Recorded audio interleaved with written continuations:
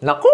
Ilang araw ng delay si Jowa, no? Kung kinakabahan ka at di mo alam kung anong gagawin, panoorin mo tong video na to. Yan yung tinatawag nating pregnancy scare. So usually nangyayari yan kapag walang protection nung kayo ay and dun sa expected na araw na magkakaroon na dapat si jowa o si misis, biglang hindi siya nagkaroon. Minsan may kasama pa yung pagsakit ng dibdib, may mood swings, tapos minsan bloated, which is kapareho din ng mga sintomas kapag nagbubuntis. Diyan dadating yung panahon na hindi ka talaga madasalin pero bigla kang natutong magdasal. May mga posibleng dahilan naman na delay siya, pero hindi siya buntis. Isa na dyan yung stress, o kaya sobra-sobrang exercise. Baka meron siyang hormonal imbalance or problema sa thyroid. So, kailan ka dapat magpunta sa doktor? Magpunta ka na sa doktor kung delay siya ng more than 2 weeks, kung merong spotting, kung merong sumasakit sa puson niya, o laging irregular yung kanyang regla. Tandaan natin na hindi ka nag-iisa and marami nakakaranas ng pregnancy scare. Kaya kung may ganito kang experience, comment down below yung questions nyo. And kung may kakilala ka na nakakaranas ng ganito, tag nyo sila sa video na to.